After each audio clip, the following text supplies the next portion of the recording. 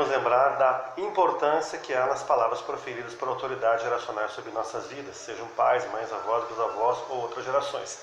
Aquilo que eles falaram para nos abençoar, a bênção veio, claro que o Espírito Santo vem e vai cumprir aquilo que foi falado na linhagem familiar. Se foram palavras de maldição, os demônios virão para cumprir aquelas palavras, lembrando também que existem espíritos familiares, como Isaías 8,19 fala, que não deveremos consultar espíritos familiares, ou seja, aqueles espíritos que estão já agindo na linhagem familiar para perpetuar maldições. E esses espíritos familiares virão então para trazer aquilo que não é de Deus, assim no reino das trevas, para a vida daqueles sobre os quais foram alvos dessas palavras.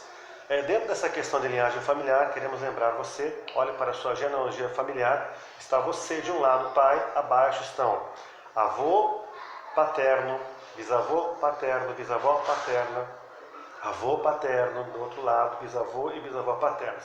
Do lado da mãe, avô materno, bisavô e bisavó materna e também avô materno, bisavô e bisavó materna. São 14 pessoas que podem influenciar a sua vida aí com bênção ou com maldições. E eu lembro de uma situação de uma irmã que já na faixa dos 40 e poucos anos de idade nos procurou, já há alguns anos lutando com uma questão sentimental. Ela não conseguia ir bem na questão sentimental, desejava se casar com um homem de Deus, e nunca conseguiu então realizar esse casamento segundo o padrão de Deus. Buscava um casamento segundo o padrão de Deus e não conseguia realizá-lo. Na busca da linhagem familiar e das raízes então na linhagem familiar, detectamos então que havia uma maldição lançada por palavras proferidas pela mãe. A própria mãe dessa jovem, então dessa senhora, já nesse momento era uma senhora, estava sendo perseguida desde, claro, da juventude com essa questão sentimental, não conseguindo então um relacionamento que fosse firme e seguro e que levasse para o casamento de Deus, segundo o padrão de Deus.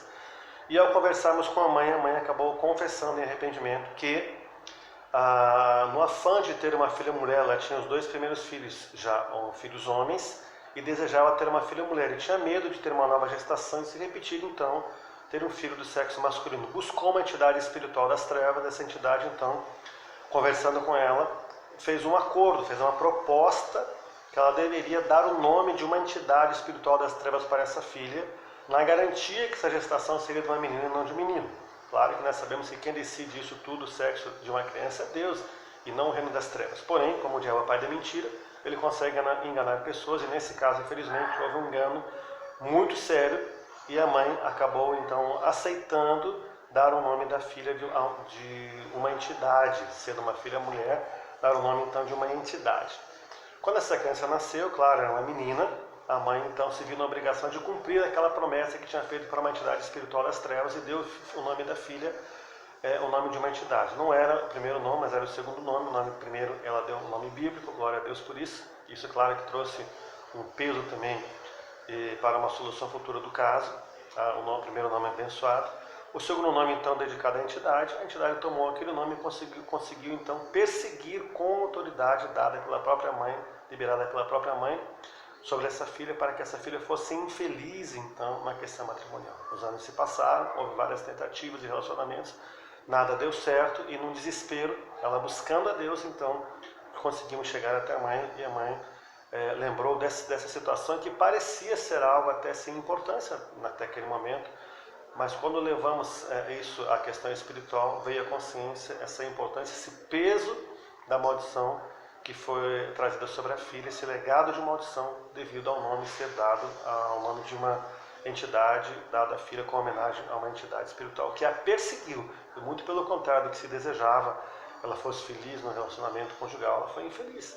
Então foi levado àquilo que tem que ser feito para que seja quebrada essa maldição, também maldição qualquer uma, mas também é de palavras nesse caso também. E graças a Deus essa mulher conseguiu se casar com um homem de Deus, um homem se converteu, se tornou um homem de Deus, e estão felizes no relacionamento para a glória de Deus. Não podemos deixar de aqui trazer para você a importância que tem de você buscar nas suas raízes espirituais a questão de palavras que foram proferidas, palavras de maldição e não de bênção sobre a sua vida.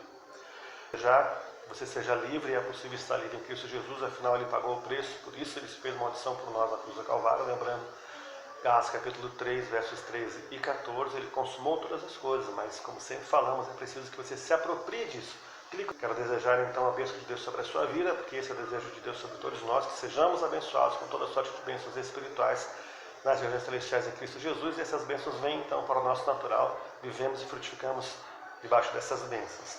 Deus te abençoe então agora poderosamente em nome de Jesus, e até breve.